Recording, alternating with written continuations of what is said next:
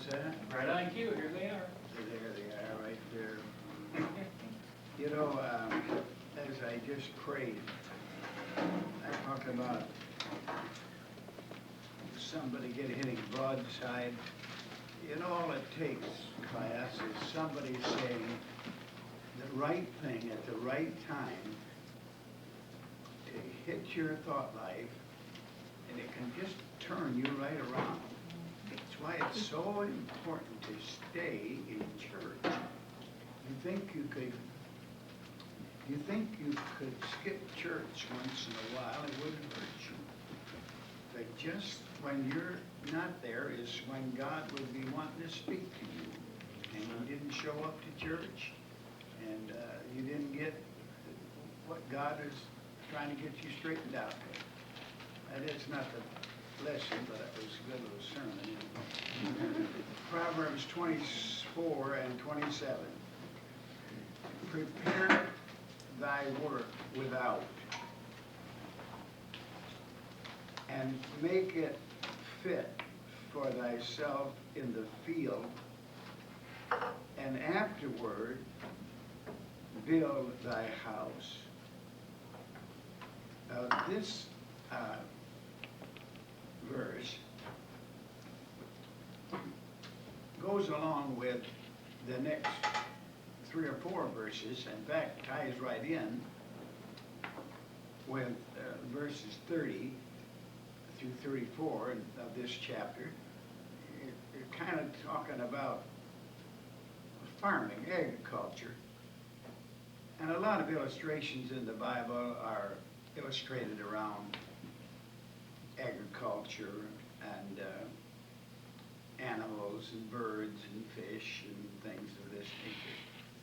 But he's talking here, his son Solomon is telling his boy how to prepare and to plan his life. He's telling him that the most important thing is not building a fancy house and palace to begin with. It may be all right later on in life, but he needs to prepare his field, get ready to plant the field and prepare it for planting, and raise his crops. And from the crops, of course, he'll get his food, and not only his food, but also his livelihood. That is, he'll produce crops and be able to sell them and make some money. He said, prepare thy work without, make it fit for thy, and then afterward build thy house. He's saying, maybe you just need to live in a tent until you make up enough money and haven't accumulated enough so that you can afford to buy a house or build a house.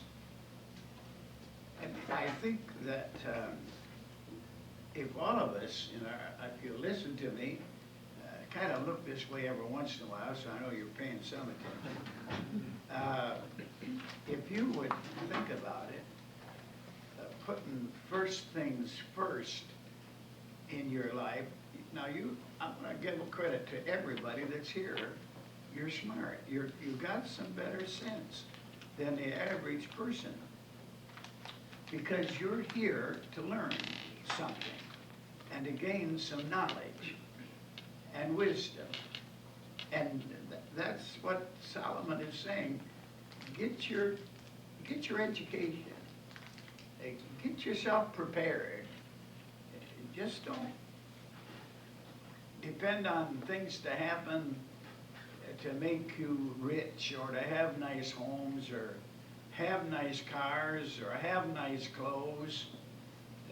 You have to plan for this sort of thing. A lot of our young people, young married couples these days, they want things just like mother and dad have them. Mother and dad are 60, 70 years old. And they've worked all their life to get what they've got, and young people want to have what mom and dad's got to start with, and that's not the way you do it.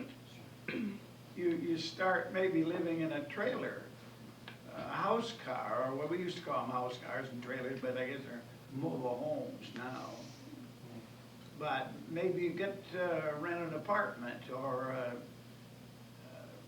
something where you can afford and then work up in your life. And the same thing is true in our Christian service. You start somewhere at the bottom. You don't start at the top. I'm often reminded of what I heard Dr. B.R. Lakin, a famous evangelist, used to be, he's dead now, but he used to say, somebody asked him how he could get into evangelism. Well, he said, you can do it two ways. He said, you can either start at the bottom and work up, or you can start at the top and work down. And you can understand that. It's a good thought. I can remember my first pastorate, they rented a house, the church rented a house for me. They didn't have a parsonage, and it cost $35 a month for the house. It was a 6-room home. I'd had 3 big bedrooms and a nice place. I mean, for 1949, it was a nice place. And they paid me, I think, $35 a week or $40 a week, one or the other, and paid $35 for my rent. And I would have paid them. No, wait a minute, I'm wrong about that. They paid me $25 a week to start with. And I was tickled to death to take the $25. And that was back again, I say, in 1949, and prices were a lot lower than they are now, but so was the salaries. You see that. But if you want to start into the Lord's work, don't try to become a pastor of the First Baptist Church of Hammond, Indiana, or something to start with. That's not where you start. You start somewhere else in Peckerhood Creek somewhere. Maybe I know that in that first church I had, there was 23 people there the first Sunday I went there. And of course, when I came here, it was just a little wooden frame building, 24 by 36, just a little place. And I'd come from a church in Florida where there was 2,500 members and a nice big auditorium and lots of Sunday school buildings. And I said, Lord, is this what you want me to do? He said, if you want it bigger, then work at it. So I took it. And we've had a wonderful, wonderful 50 years of working at it. But he said here, and I want to say it again, we lived in a little parsonage next door to the church here, and it was smaller than the church. I mean, it wasn't 24 by 36. It wasn't that big. Had 2 bedrooms, and a living room, and a kitchen, and a little pantry. That was about all there was to it. And it was on a slab, this cement slab. But we lived there for a couple of years till the work grew. And then I bought the house. Well, I really bought it on time. But the payments on that house was $92 a month. And that was difficult to make at that time. They paid me $50 a week salary. And I bought the house for $9,500. That's 48 years ago. So you can see, I would imagine, I don't know what it's worth now, but probably at least 100,000, maybe more, maybe 115, 20,000. It's a pretty good investment. But I think Solomon is trying to tell us something here, to start out kind of small and start out taking the necessity things. it's more important, he's telling, to have food than it is to have a house. Isn't food more important than a house? You see what I'm saying? And you could have a nice big home and not afford to buy food. And that's what he's trying to tell us here. He's given us some instructions on preparing and planning for his life. To put first things first, and the important things first, and not to go head over heels in debt. You can get in debt when you get married, and you can spend the rest of your life in debt if you're not careful about that, and live a life of just a slave to somebody else because you got to make payments. So he's trying to put things in order in your life, and right now he's saying you prepare your field, you get ready to plant. And there's only certain times of the year that you can plant. If you don't plant then, you don't get a crop. And so you've got to get ready and prepare that field while you can and work while you can. And there'll be time later to acquire houses and cars and get married and all this other stuff that goes along, but to concentrate your life on things that are really important. And we're talking farm, agriculture, but we're also talking spiritual life and our spiritual service for God. We put the first things first. We seek first the kingdom of God and his righteousness. And then all these other things, whatever the things might be, they fit in and come into your life. But put God first. Get busy in the field first, and then build your house later.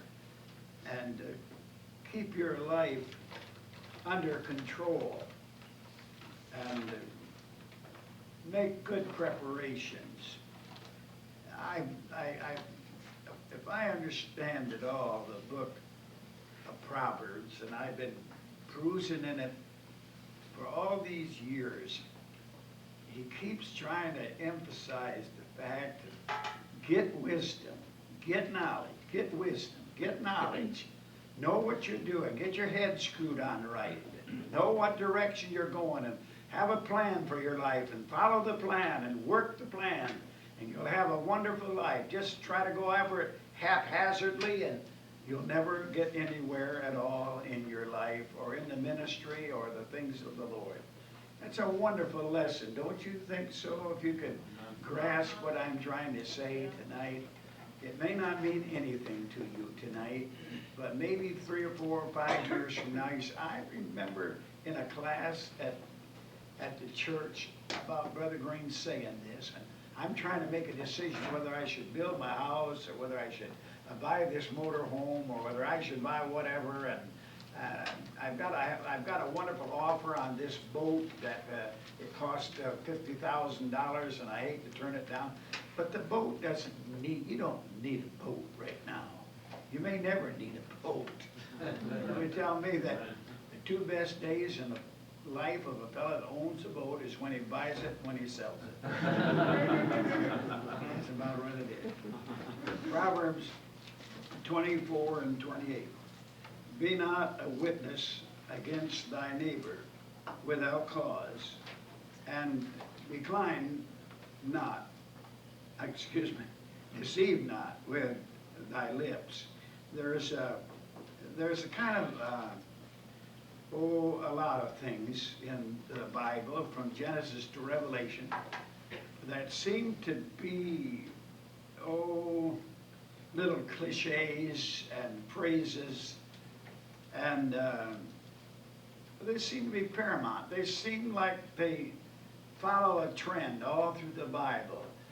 Don't do anything without a cause. I mean, don't stick your nose in other people's business without a cause. don't go up against your neighbor without a cause.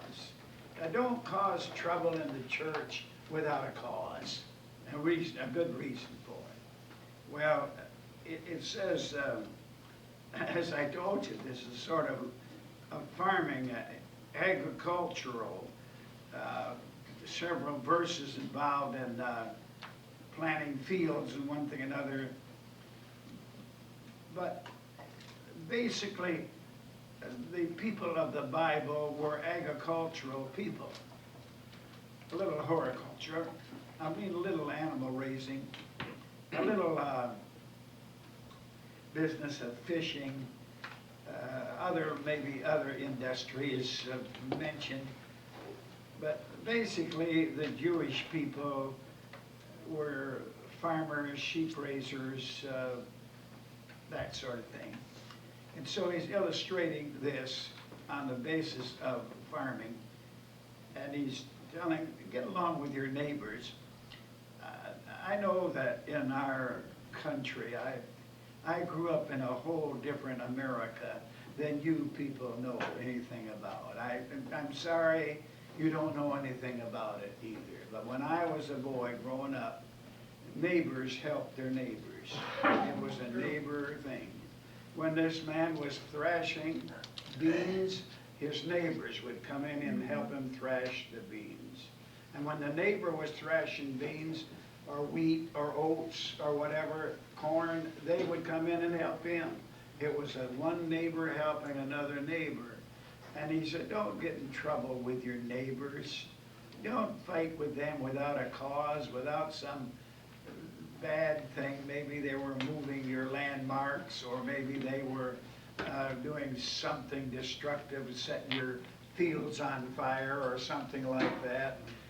But other than just plain old every day your kids fight with their kids, just don't make a big deal out of it. It's nothing worth fighting about. It's because your kids gave the neighbor kid a bloody nose or broke his leg playing football.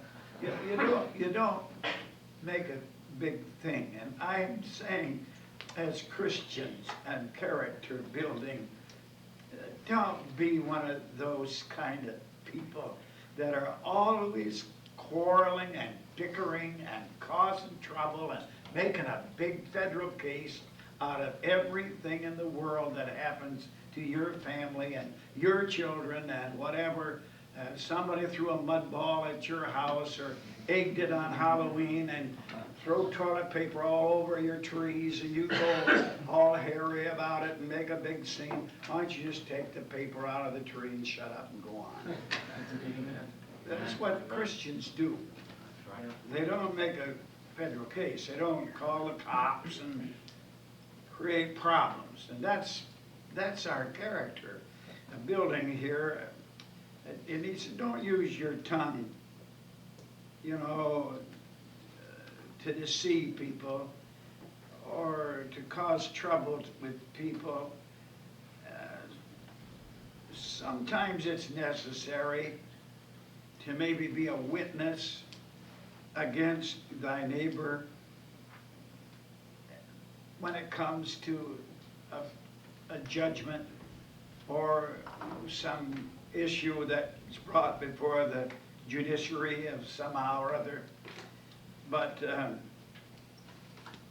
even when you're in that position, I'm talking to every one of you, even when you're in a position when you have to more or less witness maybe against somebody, for legal purposes you swore with your hand on the Bible to tell the truth, the whole truth, and nothing but the truth. And if you have to say it, say it. But don't say any more than you have to say. And I'm not trying to be foolish, but never, never, never, of course, be a false witness. But and even though you know the truth about everything, you don't always have to tell the truth. Now, wait a minute now. I'm not telling you that you should lie. Never lie. Never lie. But you don't have to tell everything you know, even if it is the truth. Do you understand what I'm saying? Amen. You don't, do you? Yes, sir. I know, suppose I knew something about Brother Armstrong, and it was the truth. But I don't need to tell that to everybody. He's confided in my heart and ears a truth. He hasn't done that. I'm just saying it. But it's, even though it's the truth, I don't need to tell it. I don't need to tell the truth about that. I don't need to tell anything about it. Just shut up about it. It's his life, and he's confided in me, and I'm going to keep my mouth shut about it. And that's what you do as a Christian worker, and this is a Christian workers class. You don't go around telling everything you know. Well, it's the truth. Shut your mouth. Amen. You don't have to tell it, even though it is the truth. Now, gossip, it really can destroy a person who is a fairly decent person. You can ruin their life by gossip. He's talking about that. He's talking about how that it really tangles up a lot of matters. Things people never going to get it really straightened out because you have gossiped about something and you didn't really know the truth, or if you did know the truth, you should have not told it about it anyway, just kept quiet, and it just hurt that person. I don't know how many people over these years that I have pastored have left the church over something that was said that never should have been said. It would have been, they'd still be here and serving God in this church, but somebody said something. It may have been the truth, and it may have not have been the truth. I remember years ago we had an evangelist here, and he told about an incident that happened in a church out in North Carolina. And they were having a pancake supper at the church, just fellowship. And everybody brought different commodities, some people bought, pancake mix, and some people bought the butter, and others brought syrup and one thing another. Well, somebody brought a jar of blackstrap molasses. Now, I wouldn't bother to mess up my pancakes by putting it on it, but down in North Carolina, that would be a treat to put blackstrap molasses on your pancakes. Well, it was a quart jar of it sitting on the table, maybe near the end of the table, and somebody had brushed that by some means or other, accident, no doubt, and it fell on the floor and broke.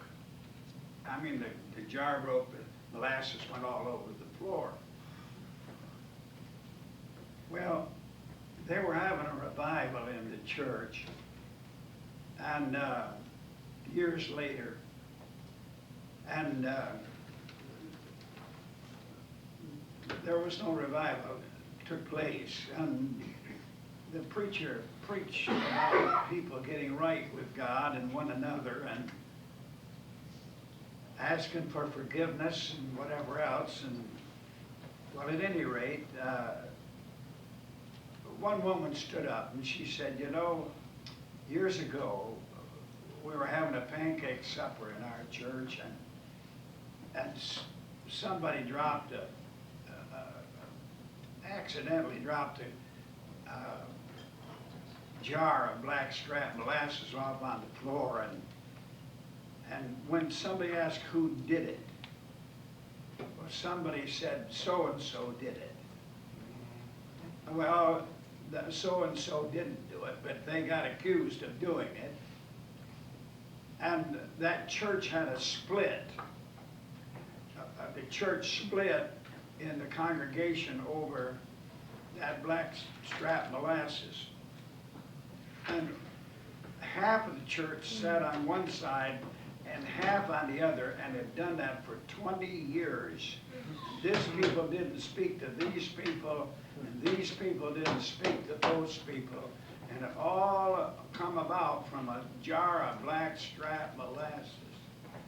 And she said, I'm the guilty one. I'm the one that caused all that problem. And I want to get right about it so we can have revival in the church. And the evangelist said, well, is the other person here? Oh, yes, she's the one that plays the piano. And so he said, come over here. And they came over to the piano and said to the piano player, this lady, he says that she is the monkey wrench here. She's the one that's caused all this trouble with you over this accident that happened. And she wants to get right so we can have revival in the church. Now, what is your will about this thing? And she said, huh, and dropped over dead right off the piano bench. Sometimes it would take almost a funeral to get something straightened out. You can understand that. But you don't know the problems.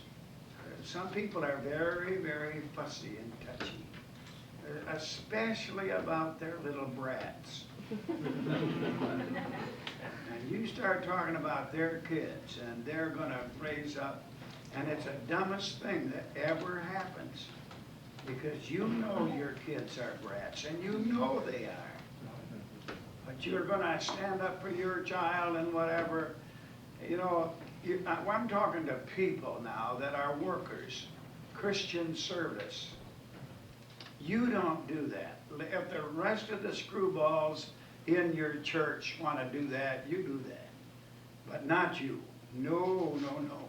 You're big enough, you're strong enough, you're more spiritual than that. You are not going to get upset no matter if somebody broke your kid's leg. Well, I know. Oh, yeah, you're out of it. You're out of this ministry. You're out of it. You're out of it. You're not going to get anywhere in this place. You get shot out of the saddle just about every week when you're in the Lord's work. And I've been taking it on the chin and biting a bullet for 56 years. How do you stay in the church for 50 years? Well, you don't get mad about kids breaking your kid's leg. I would. Well, then you're out of it. You're not in it. You never will be in it. You don't do that. You take it, go on and smile. And my dad, when I went into the ministry, he was a preacher, pastor. And he said, Don, you're going to go into this thing. And they said, they'll spit in your face. But he said, what you do is you just wipe it off and you smile and you go right on. That's what you do. And if you can't do that, you're not in it. You never will be in it, and you won't stay in it either. You have to take it. So I won't. I'm a fighting. I'll go ahead. You're a fool too, because you're not going to go anywhere. And Solomon is telling his boy this: you don't go get mad, and don't get in trouble with your neighbors. You're going to need him when harvest time comes to help you, and you're going to help him and get along with people. That's a big thing. You know it is. Have you ever wrote a resume or out to get a job, and they say, how do you get along with people? That's one of the biggest things. Who wants to hire somebody that's going to be a troublemaker all of the time? You've been around people like that, haven't you? We was on an airplane coming in from Detroit today, and one of the stewardess was complaining. It was the airlines. It was Northwest Airlines. And she was employed by them. I didn't hear it. I've got no ears. I don't hear it. My wife said all she did was complain. There was one woman that was complaining because the plane was late, and she wanted to go get to Lansing in time. And this stewardess went right along with her and just kind of said, that's the way it is in this company. This company's no good and all that stuff. I'd have fired her on the spot if I'd have been the boss. You don't do that kind of stuff. You don't go to work with somebody and start finding fault. Oh, good night. I know a man that's had about 25 jobs in 10 years. Because he gets there and he wants to run the whole thing, tell everybody how to do it and when to do it and all that kind of stuff. He don't know beads when the bags open themselves. I don't mean to preach, but it kind of, when you gossip, when you talk trouble, when you criticize, when you find fault, that's not for Christian leaders. We don't do that stuff. Now, if you do it, it's because your mother and dad have never whipped you for it.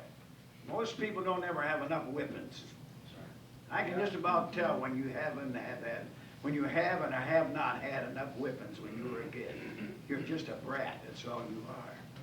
You never get out of it either unless God clobbers you over the head somehow. Yeah. But I'm just trying to be upfront with this thing, but you get a lot of trouble over this business. He was telling his son, be not a witness against thy neighbor without cause, and deceive not with thy lips. Just don't repeat things. It causes a lot of trouble in the cause of Christ, the church, at work, the unity of the brethren, and all of that sort of thing. I tell the kids in our school that I hate tattletales. Johnny did this out in the playground. Phew, I hate kids that are like that. They're the biggest, they're the troublemaker themselves. They're more problem than the kids that did whatever they did. I don't like tattletales. Never have. Never have liked people that tattle on other people. I mean, usually they're hypocrites. Yeah. Good preaching, Brother Grant. I'm going to have to go on, or I'll never get done anything this night. I just think I'll just lay some of this aside because my mind is running like a steel trap here tonight. And I wrote this little verse down because I thought it was so apropos in Proverbs 26 and 20 and 21. Where no wood is, there the fire goeth out. So where there is no talebearer, the strife ceaseth. As coals are to a burning coals, and wood to a fire, so is contentious men to kindle strife. You just keep it up, keep throwing wood on the fire, and it'll keep burning. If you want something to stop, just shut up about it.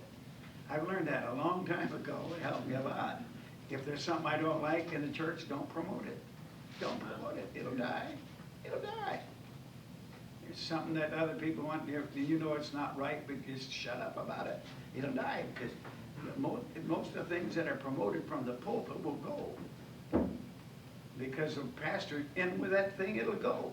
But if he doesn't want it, he just kind of turns it the other way and he don't say anything about it. So that's not deceitful. It's just got some good common horse sense. I mean, when I came here, they had a lot of things they did I wouldn't have done. But I didn't want to change everything. I did change the whole Constitution the first year I was here. But I mean, they were hanging around with undenominational, interdenominational people. And we're Baptist people. We're not interdenominational. We're not undenominational. And I didn't want to mess with that stuff because it wasn't Baptist, and I just dropped it. Dropped it. I wouldn't promote it. Wouldn't say anything about it. So it's wonderful stuff. If it's not Baptist, it's not worth spitting on. That's the way I feel about it. See, you say, well, I know that. I'm a Baptist. I won't say anymore. But let me read on here. These lessons are so rich, I'm telling you. It says in verse 29, say not, I will do so to him as he hath done to me. I will render to the man according to his work. Now we're still talking about farming, still talking about this sort of thing, and about creating problems with other people and your neighbors and whatever. But he's saying don't do anything with that prejudice business. You know, our Lord, he said it wonderfully. We call it the golden rule. And that's Matthew 7 and 12. Therefore, all things whatsoever ye would that men should do to you, do ye even so to them. For this is the law and the prophets.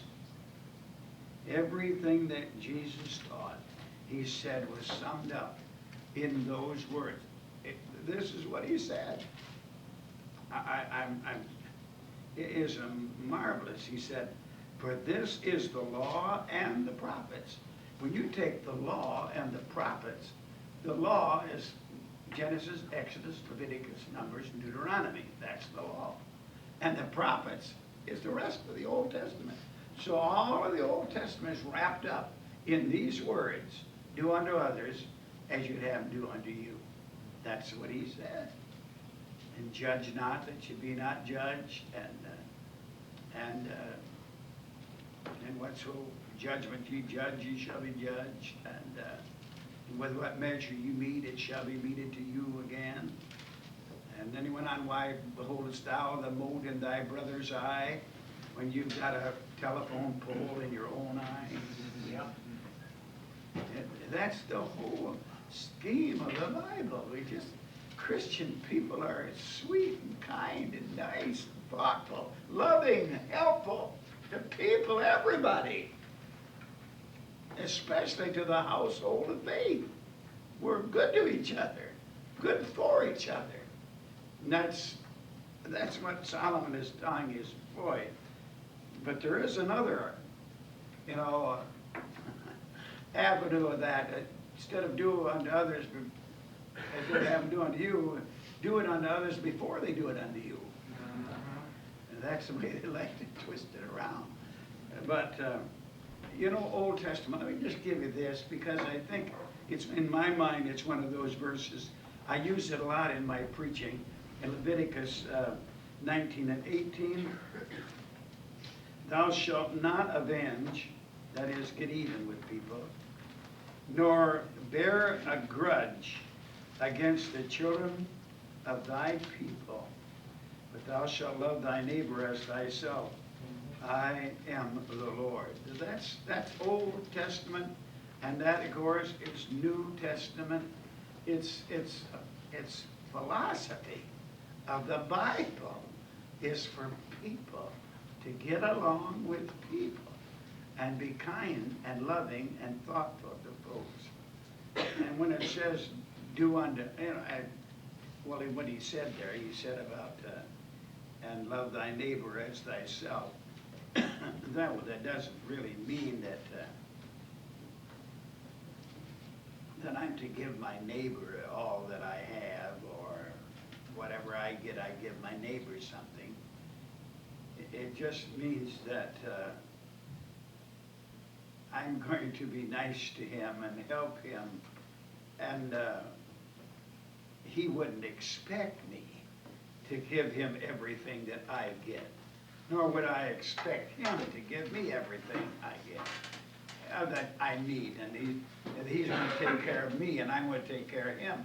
That doesn't mean that. It just means that we're going to be kind to him and love our neighbor as we would love ourselves, and as we would like to be loved, and as we like to express that.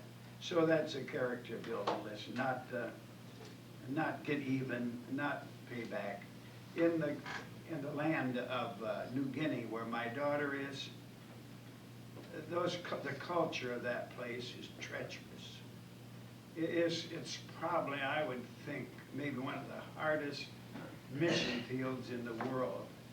It's filthy, for one thing. It's not a very clean place, but it's also full of a lot of deceit and a lot of envious, murderous people. They call it payback. If you kill my brother, then I'm going to kill you. You steal a pig, I'm going to steal a pig from you. That's payback. They do that just about on that's a culture. You can expect it. My son-in-law was attacked by 5 of those New Guinea men. And he went in to make a visit in the house, left his Bible in the truck, and he came back to get his Bible out of the truck, and those 5 men closed upon him and was going to rob him. And John, I don't know, they hit him with a 2x4 across the stomach, and it made him vomit, sick. And he fell on the ground, and they kicked him in his eye with their bare feet. That's where they live over there. And he was laying there, and it knocked his glasses, Galley West, and he finally got back up on his feet. And one fella come lunging after him, and John Cole cocked him. He hit him. John had taken little boxing lessons when he was younger, and he hit that guy with just the right smacko, and it broke his jaw in 5 places. Knocked some of his teeth out. He said, how do you know? Well, when the rest of them started to jump on John, Ralph Cook, one of the men in our church, had given John a knife, a jackknife. And John pulled his knife out and over like this. He said, the rest of you want to get some of this? And they're afraid of dogs and knives. That's what they're afraid of. And they picked up that fella and drug him and took him to a clinic. But it was 5 days before they took him to the clinic, because they didn't want to put him in took him to the doctor because he was an AWOL from the New Guinea Army, and he was afraid to get caught up with, and so 5 days before he did anything about it, and when they took him there, found out he had all this trouble, and he had so much complications from it that he died, literally died. Well, then of course his wife hired a man to kill John, because that's payback. And he took his gun, a shotgun or whatever it was, can't remember all the story, but when he aimed it at John, it didn't go off. Yeah. And the whole schema will come around, and I probably shouldn't take time on this tape to tell you all about that, but that lady came out to where John's church was, out 100 miles from where this incident happened. And I just happened to be there preaching at that time, holding a meeting for John in his church. And she saw this gray-haired old man up there speaking, because the church, it doesn't have the side walls. It just goes up about so high, and then it's open. And she saw me preaching up there, and she heard the gospel, and she got saved. John didn't know that, but she had come to kill John. And she stood outside the church and heard this. And then John was in the federal buildings there at the Capitol in Port Moresby, and was doing something, and she saw John. She said, "John Gray, I hate you." She was cleaning the floors or something there. John didn't know who she was or what she was. Never seen the woman. And she said, "You killed my husband." But she said, I came out to kill you. And when I came out to kill you, I saw that gray-haired old man up there preaching, and I listened to him. And he said, I trusted Christ as my Savior. And that, as it was, the story goes on, and that's not the end of it all, but that's enough for until next week. We can make it but anyway, that's the philosophy of those people, is you do something to me, I do it to you. And if I don't do it, somebody in my family will do it to you. And so that's a lot of Christians in this country, that's the way they feel about it too. They gotta pay back. You gotta get even with somebody. And I hate that. I just love your enemies. And we're talking, again, to Christian workers. I want to tell you how you do it. I've said it a lot of times. You love your enemies, and you do good to those that despitefully use you. Paul said, you will just, when you do that, you will be like pouring coals of fire upon their head. If you won't fight with them, you want to love them when they want to fight with you, it'll drive them nuts. They want you to fight with them. But just love your enemies, it'll drive them nuts. And you can win people and change situations by just loving folks that are unlovable and unkind to you, say despiteful things, criticize you, You don't do that against them. You turn your cheek the other way. You just do what you're supposed to do. And that's the way you become a Christian worker. Now that's what you are in this class. And if you're not interested in it, drop out of the class. Because you're wasting your time if you don't want to change. And most folks will not change. You know they won't change. They say, oh, that sounds good, Brother Green, but why don't you try putting it to practice? And that's the way you'll have a better life. You get along better with your husband, with your wife, with your children, with your workers, with your boss, with everybody else. You just be kind to them and be, as Jesus said, do unto others as you'd have them to do unto you. Well, I heard one fellow explain it, said that if a fellow socks you on this cheek, well then you turn the other cheek, and it said, that's all it said there, so you do whatever else you want to do after that. Otherwise you can work him over, but that's not what it means. Let's go to, I'm going to take 30, 31, 32, 33, and 34. I'm going to do all of those in one shot here, little Donna, and see if I can't get out of this 24th chapter tonight. I got 25th with me. But I went by the field of the slothful, and by the vineyard of the man void of understanding. And lo, it was all grown over with thorns, and nettles had covered the face thereof, and the stone wall thereof was broken down. Then I saw and considered it well. I looked upon it and received instruction. Yet a little sleep, a little slumber, a little folding of the hands to sleep, so shall thy poverty come as one that traveleth, and thy want as an armed robber.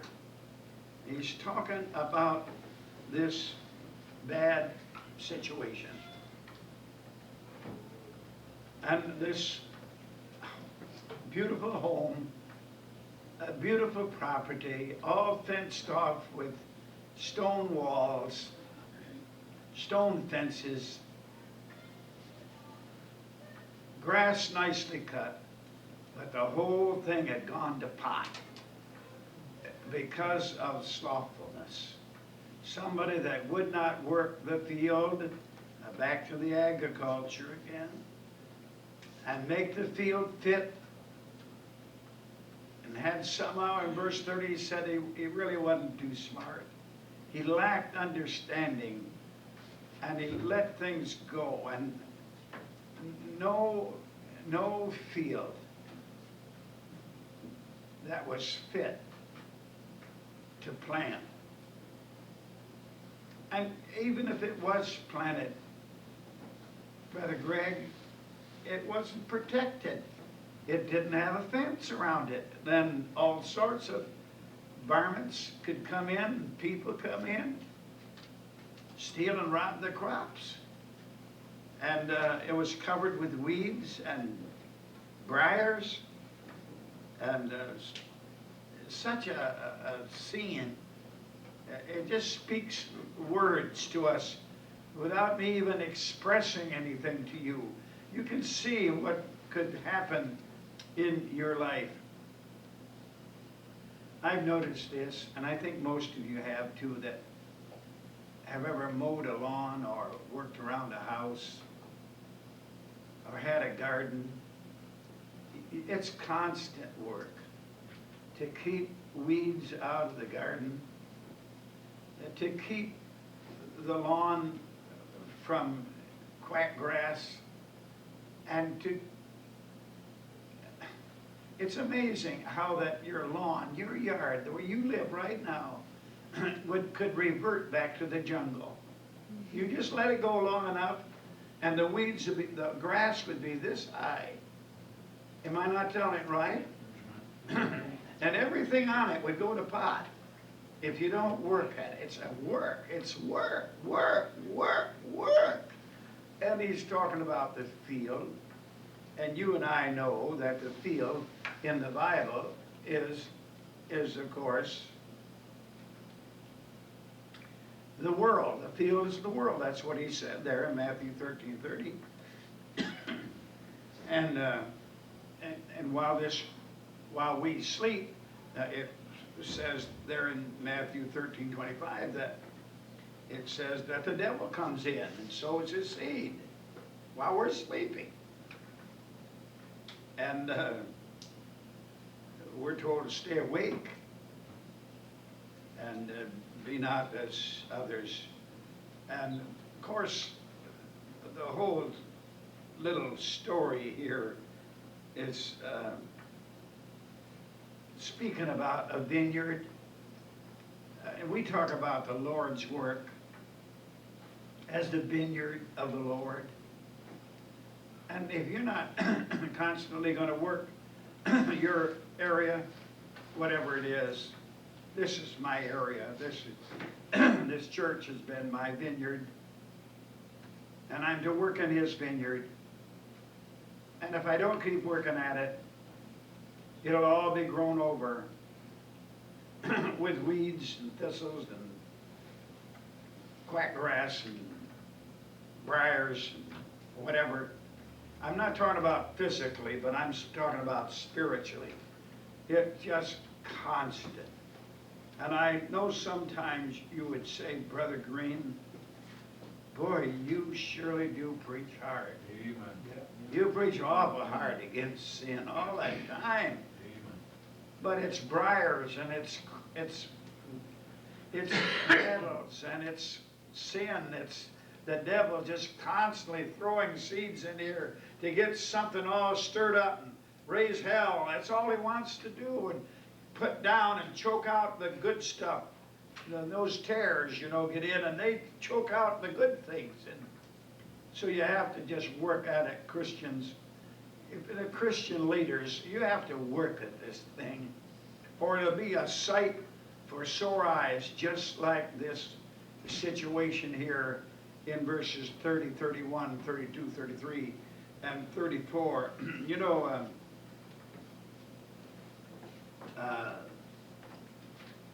This lazy man, it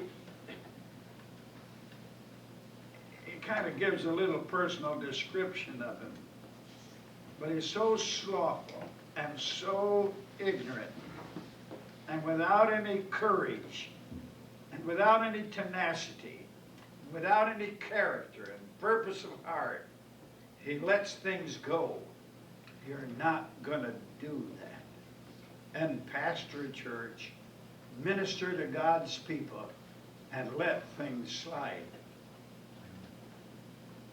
I guarantee you that you'll have nothing but one great big mess on your hands. Every little thing has to be taken care of. And without mental powers, like this fellow was, it said that he was a man that was void of understanding. If you don't have the mental capacity to be a leader, now I'm not trying to tell you can't be. I'm not trying to tell you, because God is able to make wise the simple. He's able to give you leadership abilities and wisdom, but it takes courage, but it takes tenacity, it takes some brains, it takes some prayer, it takes some asking God for wisdom to be able to handle all of these things that you will be confronted with. And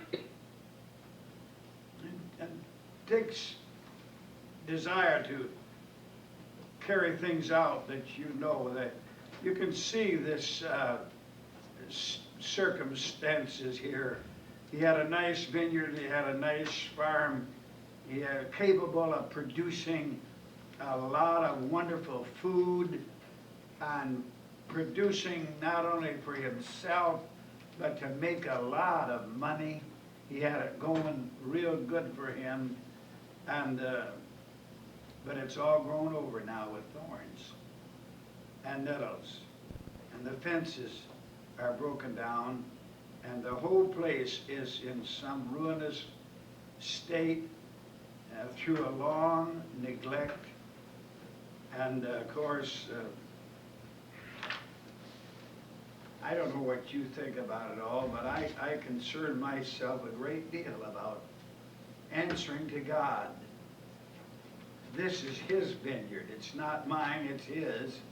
And I have to do what I have to do when I have to do it. I came over to this class tonight to teach this class. I was so tired when I left the house. I stumbled over the mat at the door of the house. I wanted to break my neck trying to get, but I'll tell you, I want to do what I'm supposed to do when I'm supposed to do it if all hell busts loose. You have to, not that I'm some kind of halo on my head, but you have that grit and grace in your heart to keep right on, keeping that vineyard cleaned out, keeping those weeds and nettles out of there, keeping the fences up to keep the enemy out. It's a battle on your hands. You understand what I'm saying? And the character lesson here that we learn in verses 32 and 33 and 34 is, don't follow this slothful person and end up the same way. And you learn a lot from just reading the Bible. But if you want to head off to poverty, then just follow the abilities of this fellow that's lazy. And you will find yourself, not only you, but your family. And I don't know, maybe it doesn't bother you, but I'd like to have a little money in my pocket. I really would like to have money in my pocket. But it takes work. And so I wish I had some. You work and you get it. You work and you get it. That's what you do, you work.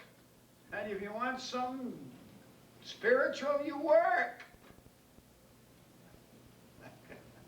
I'm not trying to say I'm anybody or anything, but I got up this morning at 3 o'clock. I was in a motel, and we called the clerk at the desk and give us a wake-up call at 3 o'clock. And that was so we could go and into Little Rock and catch a plane and get here in time to teach class. Got up at 4 o'clock the day before so I could go through my prayer lesson, my 10 chapters, and prepare a lesson to preach last night at church. And the night before that was the same way, and God just give us, it's a big church. So many people came forward last night, they had to come and kneel down in the aisles. There wasn't room at the altar. Now, I'm not saying I'm anybody. I'm not anybody. And some of the people said, ask Brother Green if he won't come again tomorrow night. I preached Tuesday night and Wednesday night. He wanted me to preach tonight, and I wouldn't have stayed. I wouldn't have stayed, but they were getting some help. And there was a camp meeting. A lot of preachers were there. But it takes grit in your craw and sand in your pants. It takes to get up and do those things. You say, I want it. I really want it. I've told this illustration a lot of times about the person that came to that concert pianist and said, boy, I'd sure like to play the piano like you play the piano. And the piano player said, oh, no, you don't. Oh, yes, I do. Oh, no, you don't. I play the piano like this because that's all I've ever done.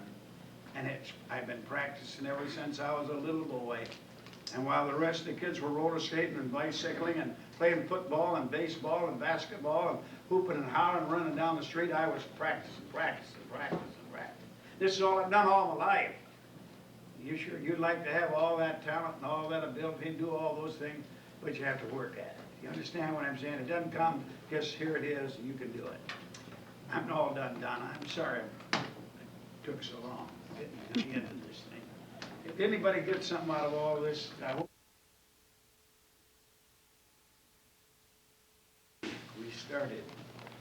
We ended, I should say, the 24th chapter. So today we start the 25th chapter. It doesn't seem like from 25 to chapter 31, which is really only 6 chapters, and it ought to take us very long, but it does take quite a little bit of time we spend a few minutes on each one of these verses. But these verses carry with them such a character building and such strong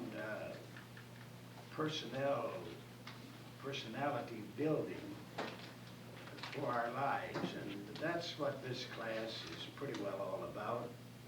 It's character building, and it's involving your life in the Lord's work and coming at it from a different perspective.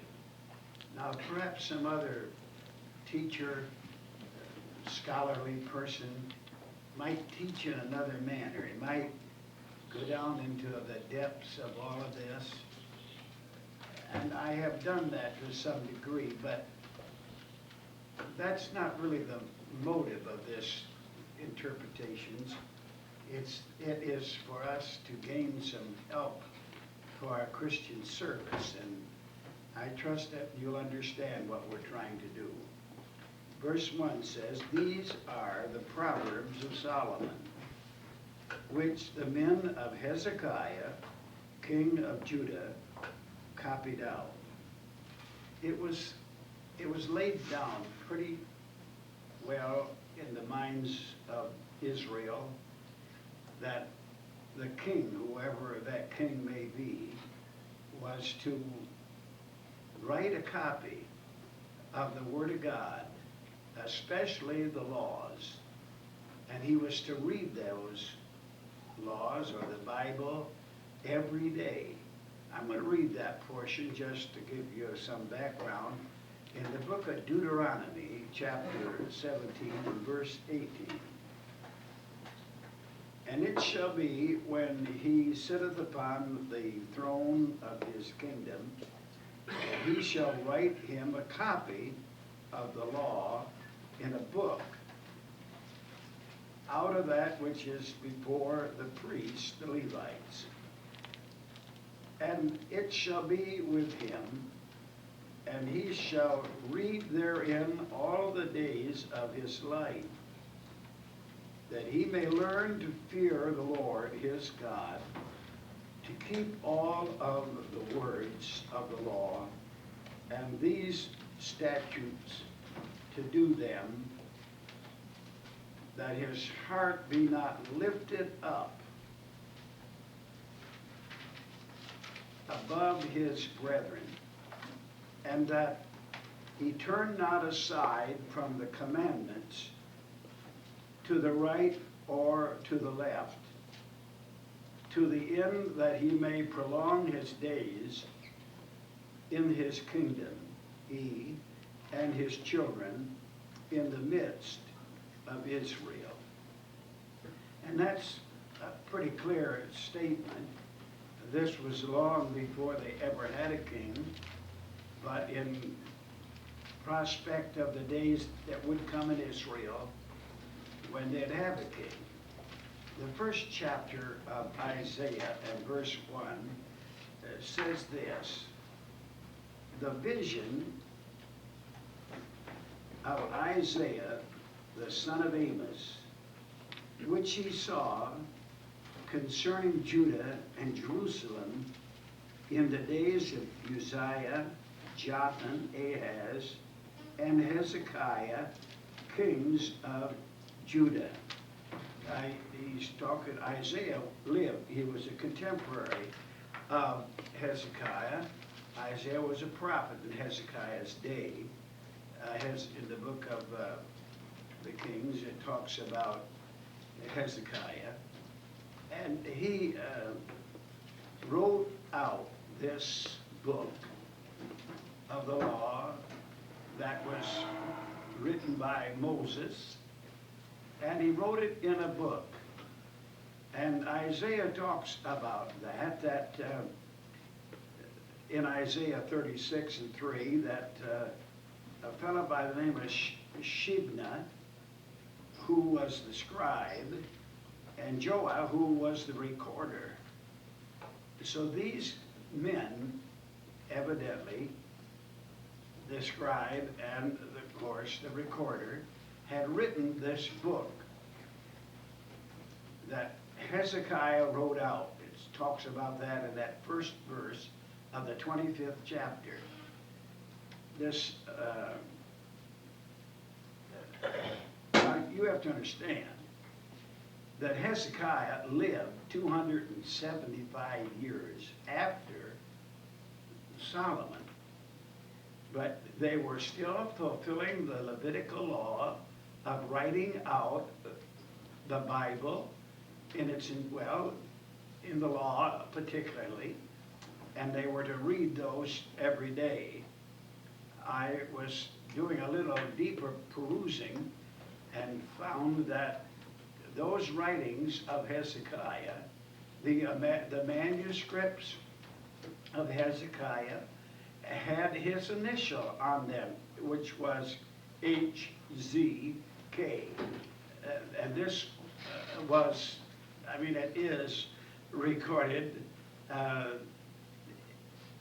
that Hezekiah literally did, or his scribes who were paid by him, wrote out these scriptures. And he wrote out evidently more than just the law, for he had written the Proverbs of Solomon, according to chapter 25 and verse 1 of the Proverbs. Hezekiah had all these Proverbs written out.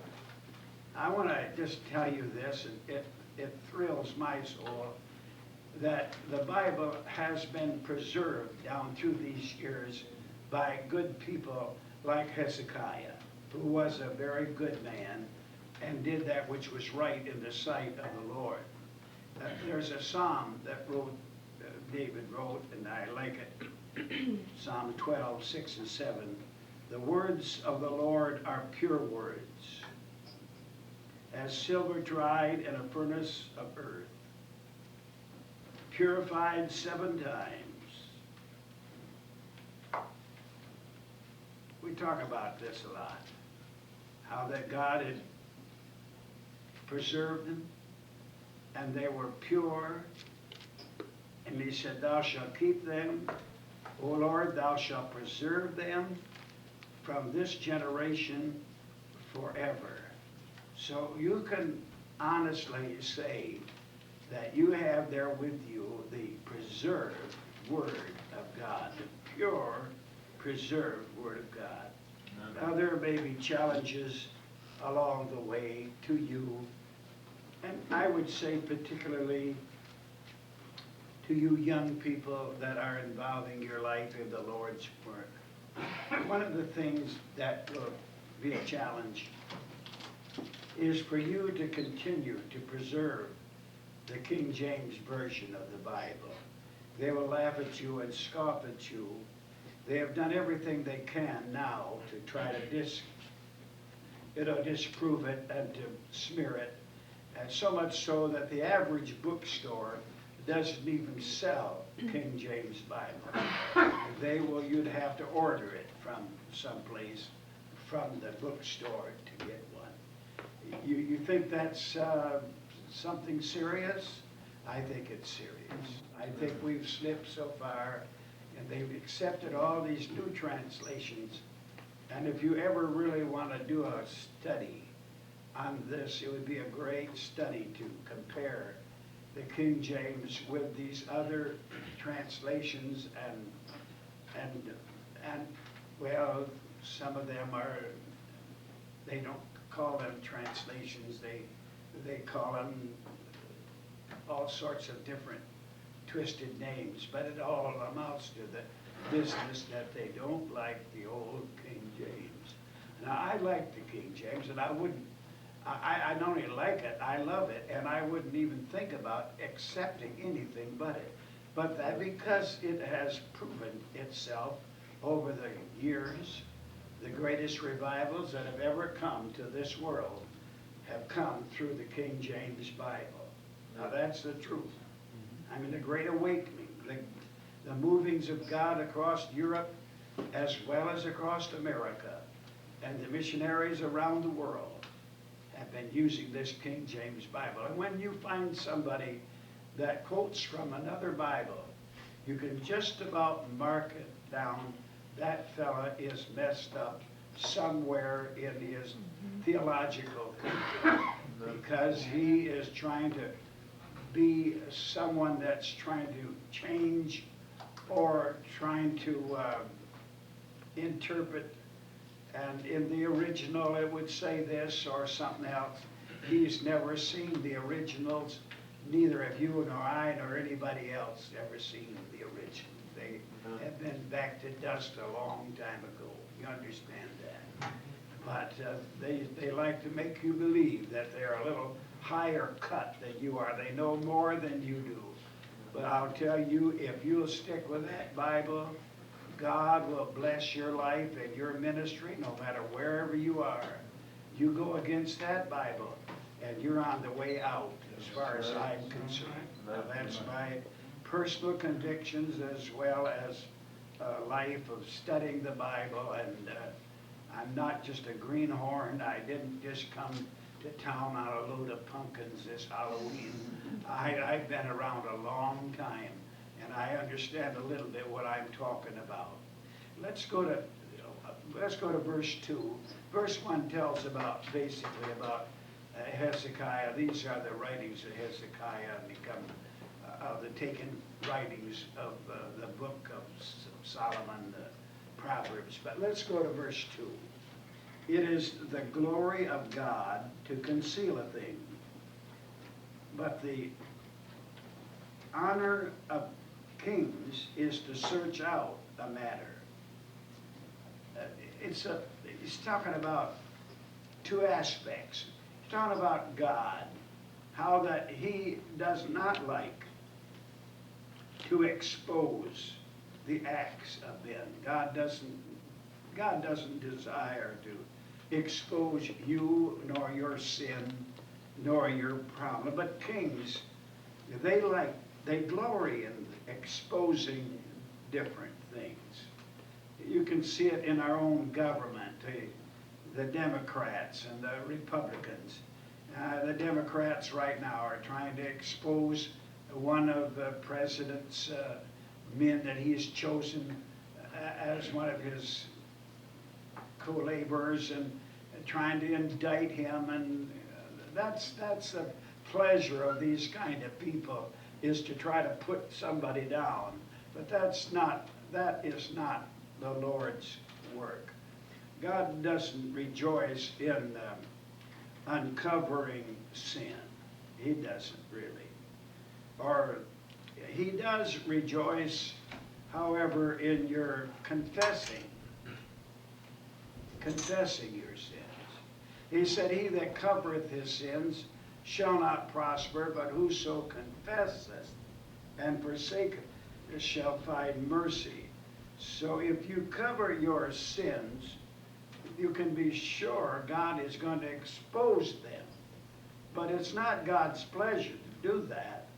He'd rather cover your sins than he would to expose them.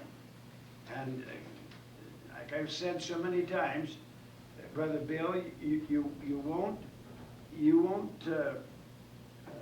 God won't stop you from doing wrong. He won't stop you, and he won't.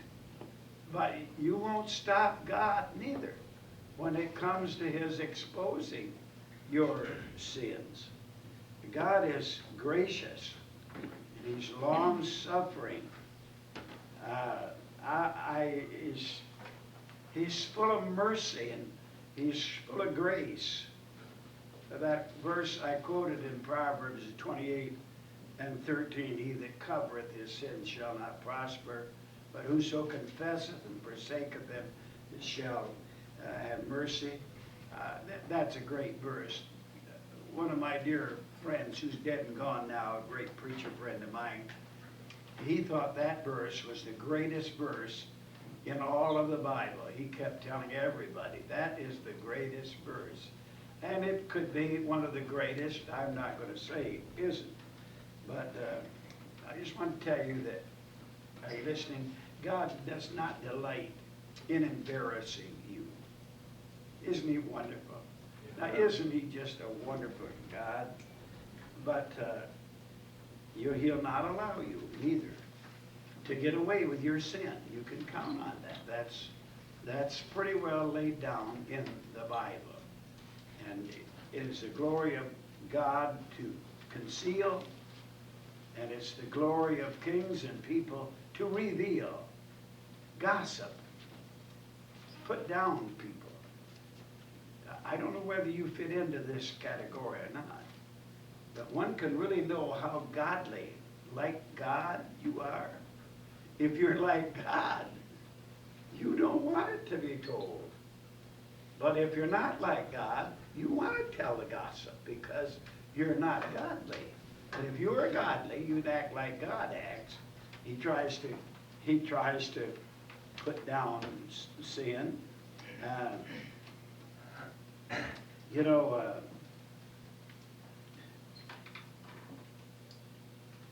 don't know how much understanding you have, but if you understand the workings of kings, you don't even have to be a king. You could just be a normal Joe like you, and understand how much higher God is than human beings. And if God doesn't want to expose your sin, why would you want to expose other people's sin? He said there in verse 2 that it's the honor of kings to search out a matter. Kings and leaders of government, politicians, governors, pastors, people. It's kind of a business of let me put it this way. You take I'm a pastor. Now, I'm not saying I'm smarter than you are. Don't take this wrong. But I do know more about this church than any one of you, or maybe 10 of you put together. I know more about it. I know what's going on pretty well inside the church. There are some things that slip by me, but very little. And the President of our United States, he knows more about what's going on in Washington than you do. And you say, why did he do that? And why did he say that? Why did he enact that law? Why did he do that? And you criticize and say, that's dumb. I would never have done it. But you're not the president. And you're not the pastor of the church. You say, well, I would never do that if I was a pastor. You don't even know what you do if you was a pastor because you're not the pastor. You understand what I'm saying? Now, let's just forget the pastor and the president and the police officer that stops you with his automobile and you're speeding and he stops you and you get all hot but he knows more than you know. He knows what the law is and he knows you broke the law. You can get mad at him if you want to, but you broke the law. You can get all hot and bothered about it, but you broke the law. Now, don't you know that God is higher than the heavens, higher than anybody else, and knows He's supreme, and He knows more than you know by 10 billion years, ever will know. And whatever God does, you don't question God. Now, why did God do that? Why did God do that? Well, good night, if you don't even know why your pastor did what he did, how are you ever going to expect to know what God does and why He does it? You understand what I'm saying? It's just something, it's beyond most people. And I'm not, when I say that your pastor knows more than you know, that isn't necessarily true about everything. And I know I could say Mr. Armstrong is a carpenter, and I couldn't say I know more about carpentry than he does. But he could say, I know more about carpentry than you do, preacher. And he does. And am I going to tell him, why did you do that? Why did you? I don't do that. Because it's none of my business what he does. And anyway, the question, we question leaders and why did they do what they do. But lay people, that just don't realize in their minds the things that are involved in making decisions at the church or the president or the governor or the mayor or whatever it might be. Many times you can't possibly even understand your parents. You young people, I know it kind of gets all hairy sometimes and you think you know more than they do, but their life experiences, you may have a better education, but you don't have better life experiences than them, so they know more than you know. It's hard for you to concede to that because they are so dumb. When you're 17, you know just about everything there is to know. I mean, man, you could run the whole world when you're 17. I was telling I gave devotions on the Proverbs this morning in school, and I was telling them, the kids, I said, you know, your brain, this human brain, doesn't stop growing until it's 17 and a half years old. And here's a little 4-year-old kid yelling and screaming in the store because his mother won't let him have what he wants because he knows more what he needs than his mother knows. You know, because he's dumb. He's dumb. He's just dumb. And that's why when parents say, no, we shouldn't do this, and I wouldn't go there, and I wouldn't say that, I wouldn't wear that, and they know more than you know. Even if you don't want to admit it, they do. And when you're a good child, an obedient child, you're going to obey your parents and the police and the pastor and the president and the principal of the school, and you're going to submit to these people because they're way ahead of you in their knowledge and know how to formulate decisions better than you would do. Unless you're in leadership and responsible for some things, it's very hard for you to understand some things, but you don't really have to understand everything. This is our verse. The heavens for height, and the earth for depth, and the heart of kings is unsearchable. Hard to understand, you know. I feel like I covered that verse pretty well. Like I say, scholarly, you might be able to go down to 2 or 3 more depths. But practically speaking, it's just learn to keep your mouth shut and listen and obey orders, especially from people who are in authority over you. They might be better to make a decision than you think they are, and you don't have to know all the facts either of why they made the decision that they did. You're going to be in leadership. I hope and pray all of you will be. So when you come to that place, you better have some seeds and understanding yourself so when you make decisions, they're not cornball, screwball decisions, just with things off the wall, but with the facts of the case. Let me go to verse 4. Take away the dross from the silver, and there shall come forth a vessel for the finer. Now we're talking about fine silver. We're talking about silver that has been refined. You take away, verse 5, take away the wicked from before the king, and his throne shall be established in righteousness. We're talking about silver, and we're talking about leadership. We're talking about refining silver. We're talking about establishing righteousness. And those people around about you that will help you in your ministry with loyalty and faithfulness. But he said it's like silver, it's like refining silver. You have to get the trash out of the silver. It's called dross, but it's trash. I've told you this before, but I tell you, it's like teaching kindergartners. You have to go over it and over it and over it and over it for it to register in their little minds. You can take it. I've never been to a silversmith. I never had. I've got a hunk of silver in my office that Mr. Deno brought back from a silver mine out out west somewhere. It's about that big around. It's real heavy, but it has never been nothing done. But if you put that in a furnace, it would melt. It would melt that metal off from that rock. There's a little bit of rock connected to it, or it's fastened to that rock.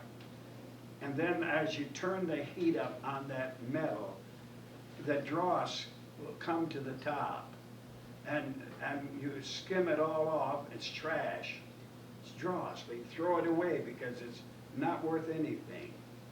And you turn the heat up higher and higher, and you'd be surprised more dross would come to the top. And the more you turn the heat up, and of course they have better ways of doing it now, but I read after this years ago that the way those old silversmiths would know when the dross was out of it is when he looked down in that pot of molten silver, he could see the reflection of himself like a mirror in that pot of silver.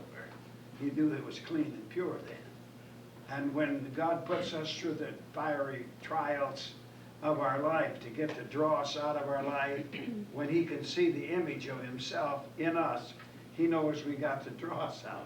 And sometimes he has to turn up the heat in order to get that out of our lives. We don't like the heat, we don't like the problem, but that's the only way to get the dross out of our lives. Now we're talking about leadership. We're talking about people round about, those who are co-workers with the king or whoever might be in the leadership. He said that the throne is established in righteousness. That is, if you're righteous and trying to live right, you have good people on your staff that are with you, that are loyal, then you're going to have people that's going to help you. But if you got somebody that's a child molester,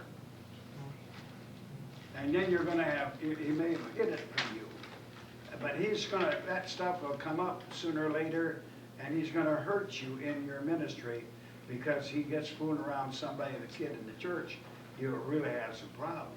If you got a whoremonger, some guy that wants to chase women, or some girl that wants to chase men, and that comes up, you got to get rid of that dross. You can't have it.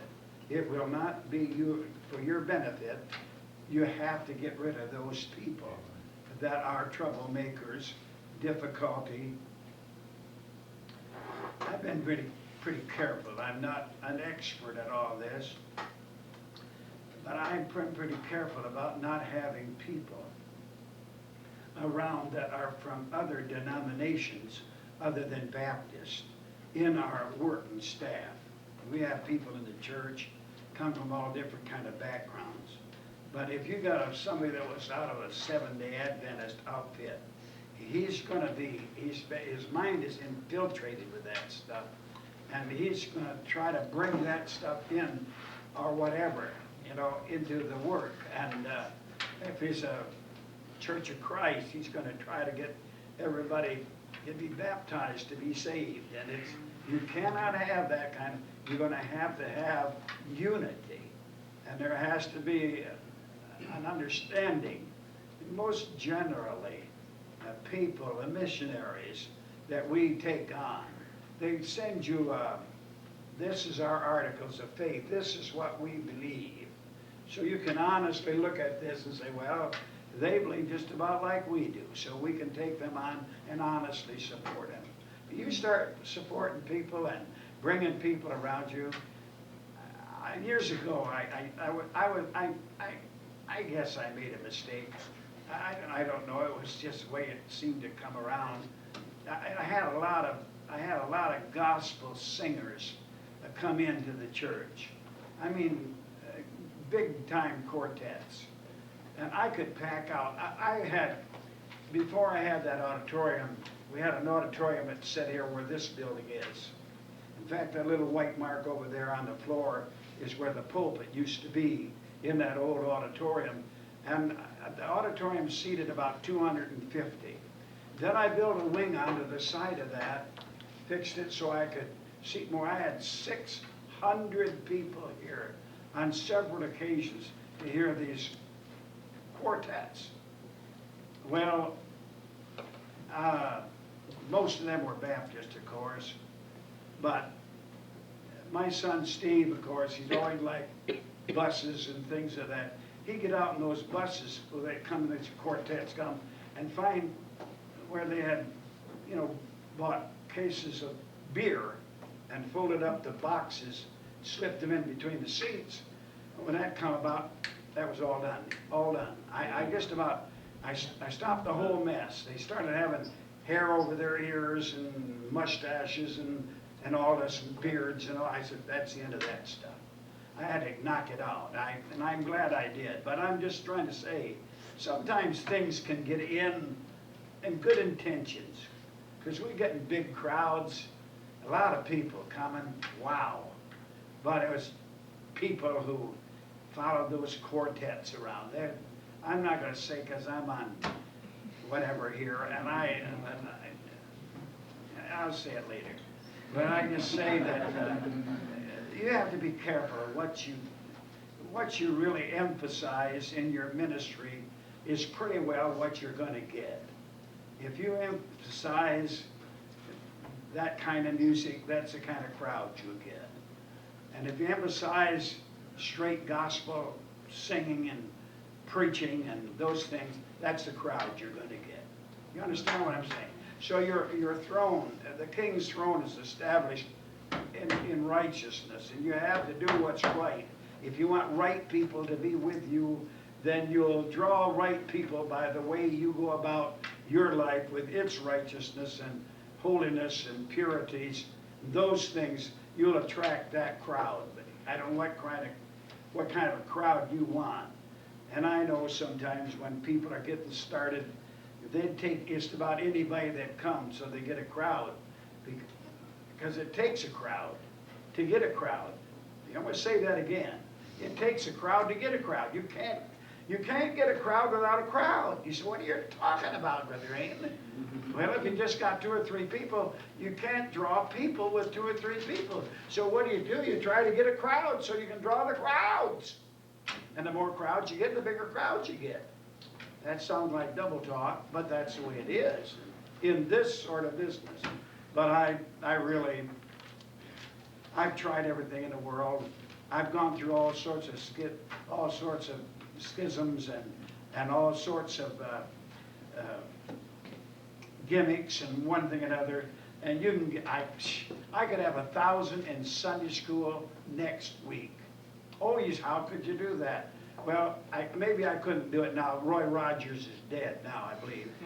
But if Roy Rogers was live, and I'd say, would you come and bring your horse Trigger and your wife Dale and come to our church and preach? And he was a kind of a preacher. They were good people. I could have 1,000 people here. How many people would come from near and far to get a chance to hear Roy and Dale and see Trigger? Well, what am I going to do next week? I got to do something bigger and better next week. I'll have to have a Lone Ranger come or something. But I just say it just gets so cornball after a while that you just throw it away almost. Now, last Sunday, we had Pack-a-Pew Sunday, and we had a big crowd. Yeah, people went out and worked. There's nothing wrong with that, because you got people do what they're supposed to be doing anyway, going out and getting people. Now, anyway, I'm going to shut up, but I just say that you have to take away the dross. You have to get rid of the trash, the stuff that isn't right, out of your life and out of those people in the leadership of your church. People that are not fit to be deacons are deacons. And people who are not fit to be church clerk or the church secretary or whatever. The throne is established in righteousness. pure silver, pure Christianity demands trash out. If you want pure Christianity, you're going to have to get the trash out of your life. And if you don't want to get the trash out, you will never be established in righteousness. Get those impure thoughts, those impure motives, those impure movies and VCR and pornography and impure friends and impure talk. Get it out, or you'll never have anything at all in the line of spirituality. Now, I don't know, you're a pretty smart-looking bunch. If you're going to eat something and you ate something that was impure, what would it do? Make you sick. Well, don't you suppose there could be a little bit of spiritual sickness if you eat those things that are impure? That makes sense to me, it does anyway. There can be really no compromise in your life. The throne is established in righteousness. And if you want prayer power, and you want preaching power, and you want to be blessed of God, used of the Lord, and get the trash out of your life. You say, Brother Green, you're so hard. Am I hard? All I'm telling you is what God says. I didn't say that. God said it. Yep. And you get mad at me and think, well, I know that's the way I think. And really, I have a time myself. But I tell you, down deep in my heart and soul, I have one real drive. And that is to live a pure Christian life. Don't always come out that way. But I know I can't have anything in there that's cockeyed. And there be no presence and power and peace and joy and blessings of God in my life. That's almost preaching, isn't it? I could give an invitation about right now and take up an offering maybe. But let me go to the verse 20, chapter 25, verse 6. Put not forth thyself in the presence of the king, and stand not in the place of great men. For better it is that it be said unto thee, Come up hither, than that thou shouldest be put down or put lower in the presence of the prince whom thine eyes have seen. I don't know how to express myself. In this room, I don't know any of you that have that sort of character. But I have had in my classes over the years, people I have really tried to work them over to the fare thee well, because you could just tell that little bit of, I'm just a little cut better than you are. Or if you want to hang around somebody, you better rub shoulders with me, buddy. You see, I tried and I did. I worked on one fellow and I think I got it halfway out of him when he got graduated from our institute. But I could see now that it's coming back a little bit because that old ingrained stuff inside of him wants to come out, and he wants to be a little cocky, a little smart aleck, know just a little bit more than everybody else. I tell you, if you want to be anything in the Lord's work, you got to stay in the dust. Stay in the dust. If you can stay down in the dust, you're going to go somewhere with God. Not only that, but when you humble yourself in the sight of the Lord, He will lift you up publicly. You don't understand that, do you? You want to get somewhere publicly? Get down in the dust. Stay in the dust. Stay in humility before God, and people around the world will begin to see you And they'll say nice things about you, but it doesn't come by you tooting your own horn.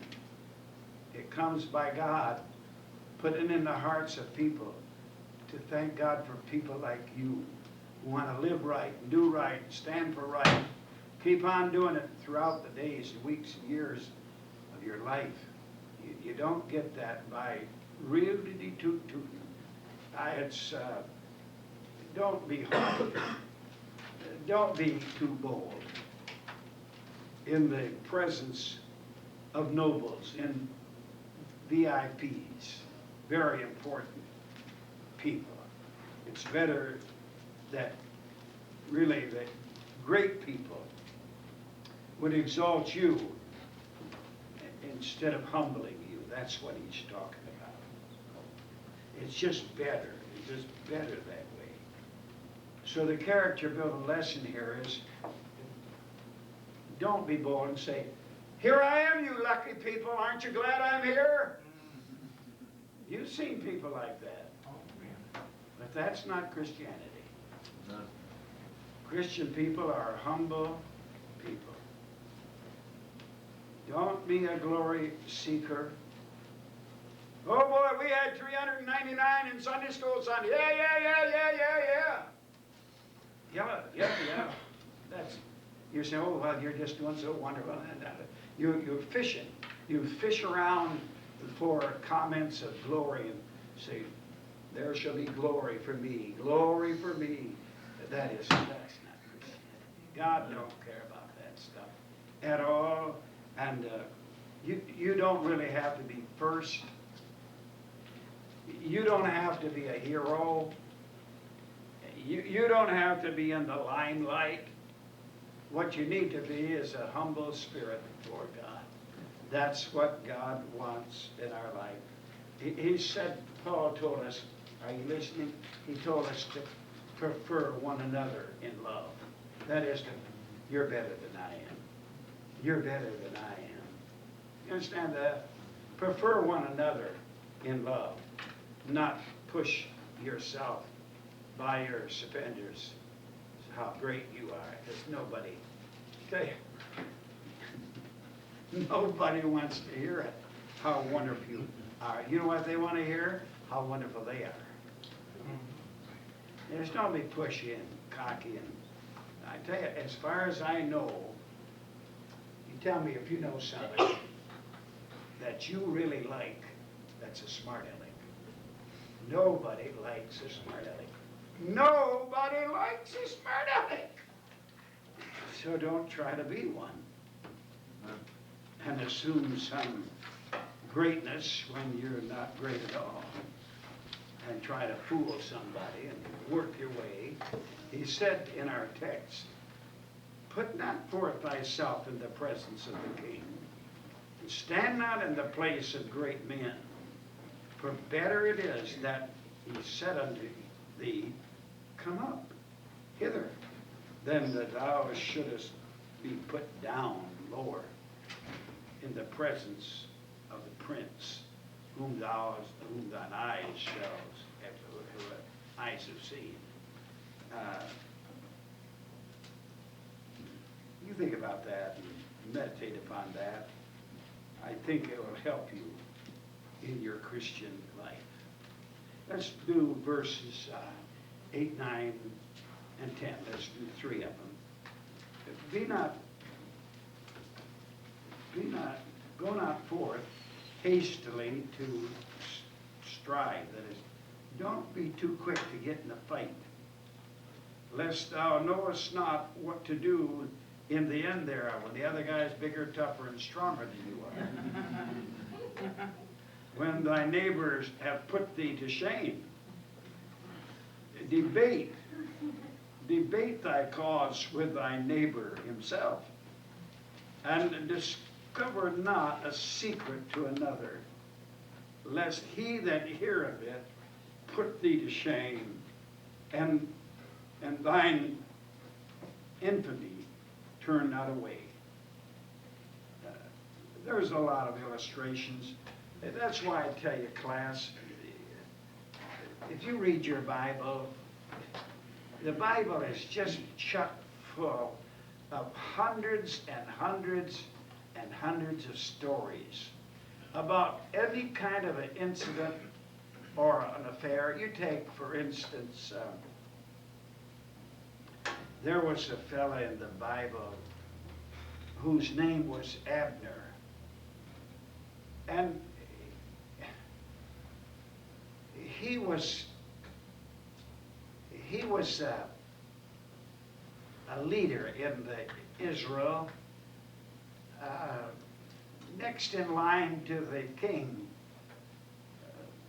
Saul's son, Ishbosheth, if I'm telling this story right.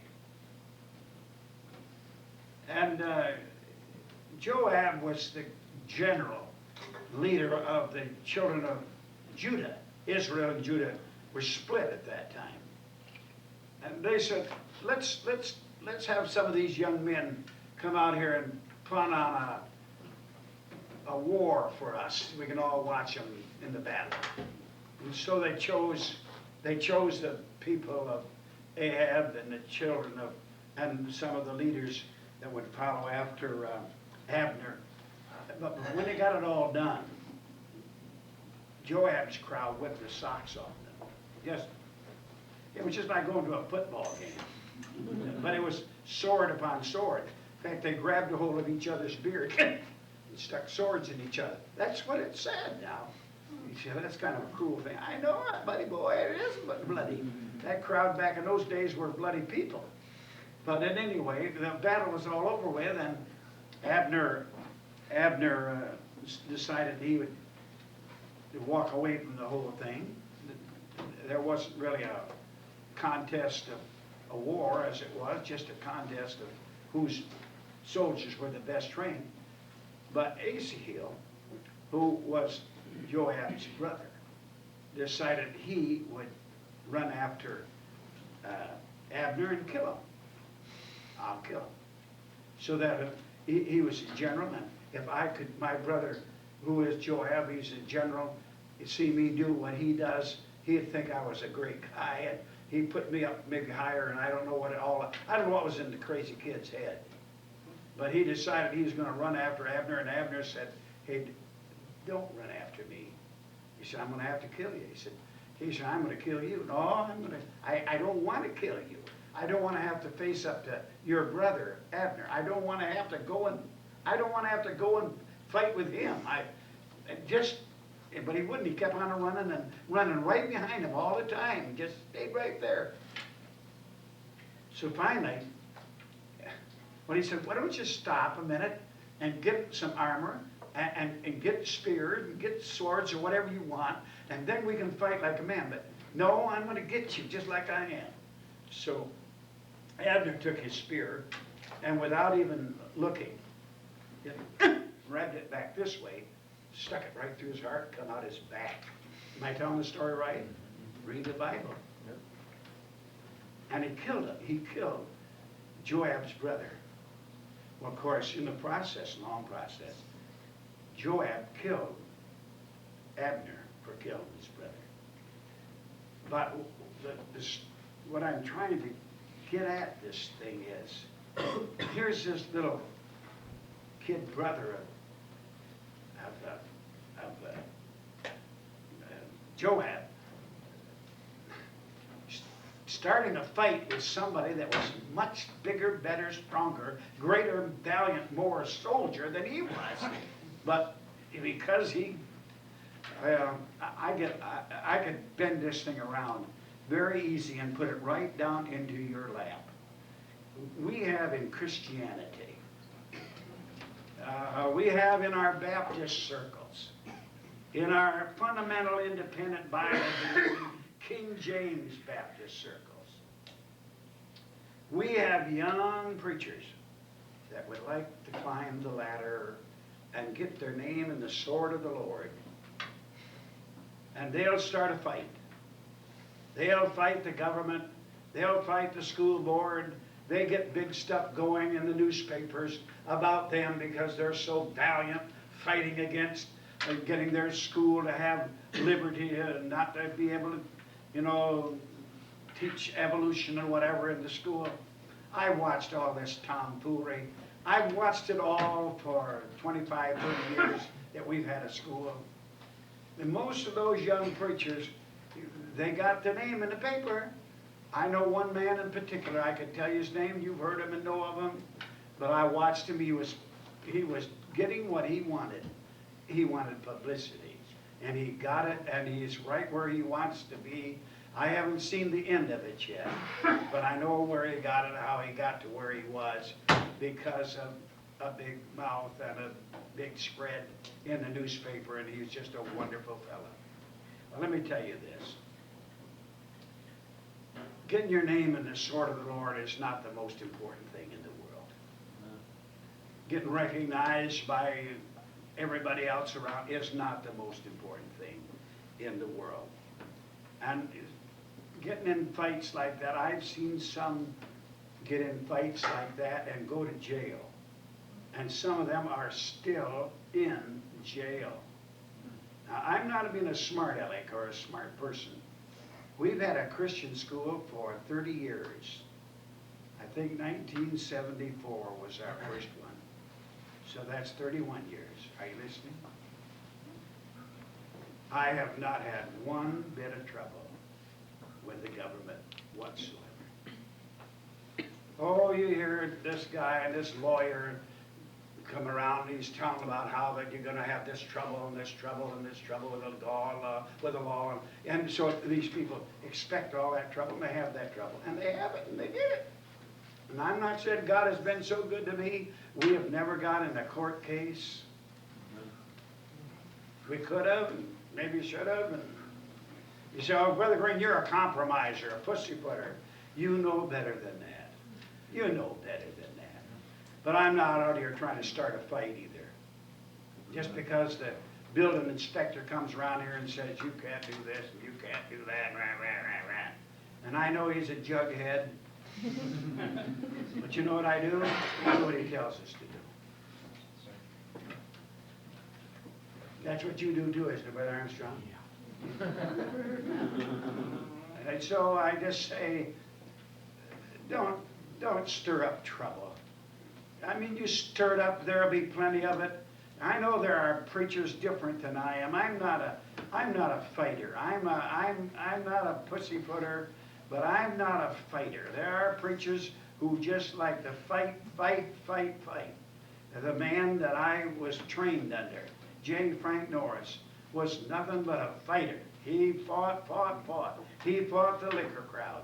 He fought the Southern Baptist Convention. He fought them. And he was successful because he was smarter than they was. But somebody said, why don't you get a program on the radio, Brother Green? For all these 50 years I've been here, I've never had a radio broadcast in this town. Say, why not, Brother Green? You could reach the lost. I would not have been here because I am so controversial in what I teach and what I preach. It would come out over the radio and people would be pointing at this Parker Memorial Baptist Church as a bunch of cultists. And they do anyway. But I'm saying, I try to stay out of the fight. Now, if you want to fight, and it's your nature to fight, well, then go ahead and do that. But let me go on with this business of when you go into a fight, be sure that you got the goods to do it, or don't bother to get into it. If you're not going to go all the way, then don't go. But in verse 9, it talks about, the latter part of it talks about not discovering a secret to another. A nice thing about this is that one of the basics of being a leader and is to have confidence, have people to have confidence in you, so that they can feel like, are you listening? That they can come to you and uncork, to get right down to their heart and tell you the problems in their marriage, in their home, with their struggle with their Christianity. They can tell you about the sins that they've committed. Now, I'm not a Catholic priest, and people don't need to confess their sins to me. But sometimes people feel so better, so much better, if they can have somebody they can air their heart with. Tell them down depths, way down in the depths of their soul, the thing that's troubling them. And they can get that up and out, then they can face it. Maybe get some help and some counsel from their pastor or whatever leader. But if you then go and tell everybody what they told you, that'll get around. And as it says here, it will turn, and shame and infamy will be upon you, because people will say, you can't tell him anything, he just blabs it to everybody else. But if you want to be a leader, you got to be able to take this. And there are things, Dale, that I would never, PJ, I was going to say, I was looking at you and called you Dale, but I'm going to say that there are things, when I die and they bury me over here in the cemetery, it'll die right there in that grave, because I'm not going to tell, I don't even tell my wife. So you don't? Well, there's some things I never would tell her. Why don't you tell your wife? It's because it's none of her business. People have confided in me, and my wife is not a tattletale, but you don't tell anybody. Then you don't have to worry about it ever getting back, that you have spread something that wasn't right to spread, even though it was the truth. You don't talk about it. And I don't know whether you got the grit in your craw to do that or not, because when you know some juicy gossip, you might just couldn't hardly wait. I told you about those three fellas in the boat, three preachers fishing. And one of them said, we were just us preachers out here, and we're just fellowshipping. I got something I want to confess. I said every once in a while I go buy a cigar and I light up that stogie and smoke it. And I don't know, nobody knows it. My wife doesn't know it, the church doesn't, but I just have a hankering for tobacco every once in a while. Well, the other guy said, well, as we're confessing, he said, I go buy a bottle of liquor. He said, I just enjoy getting drunk every once in a while. But I don't tell anybody, I just gotta do it all by myself. I just drink. Well, the other guy said, I got a bad habit too, and he said, it's gossip, and I can hardly wait to get out of this boat. And that's about the way it is too. It's just kind of like that. You kind of have just be careful about your Christianity and exposing those secret things. In fact, the matter is, there's pretty well laws in our country that if somebody would confess to a Catholic priest, the priest does not have to, he does not have to tell them what that man has confessed to them. You understand that? So you don't even have to tell anybody. Verse 10 talks about, getting in a fight and then losing it and lose your case in court, perhaps. And it's a serious thing. It's really, lest he that heareth thee put thee to shame. And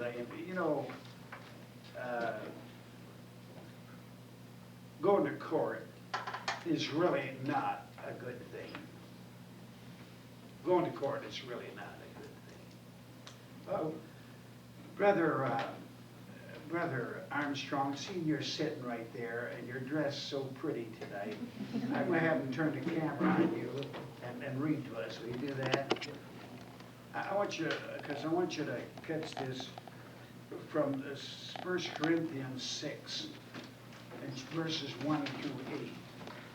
And I think if he reads it, you'll listen to this, and I think it'll answer a lot of questions. Go ahead.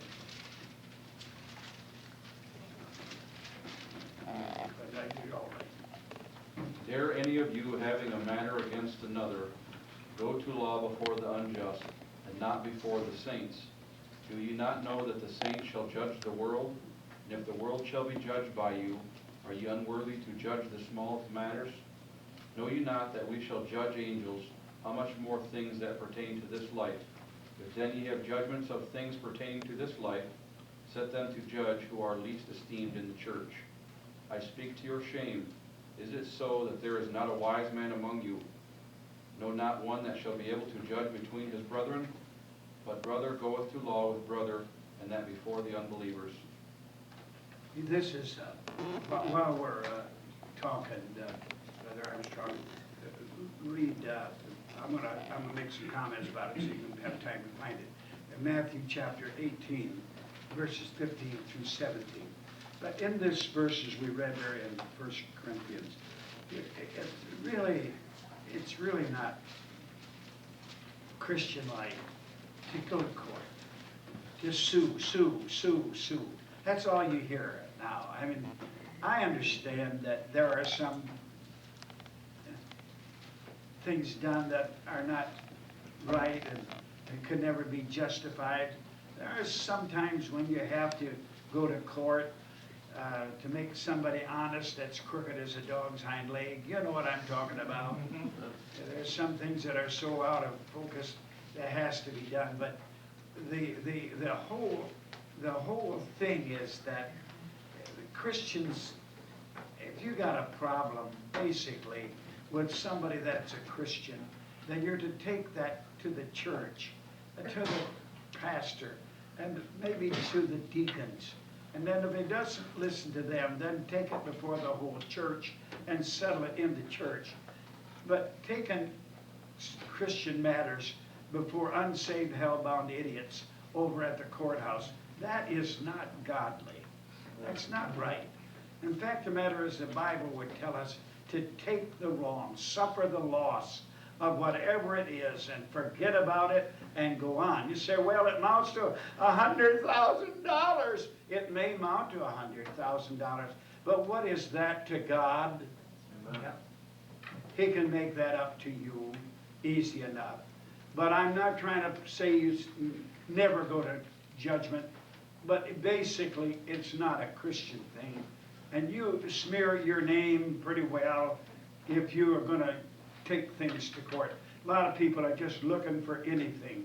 I mean, if you go to the restaurant and get a hair in your pie, you know, the guy told you it was made out of bald-wind apples. But it still had hair in it. And I'm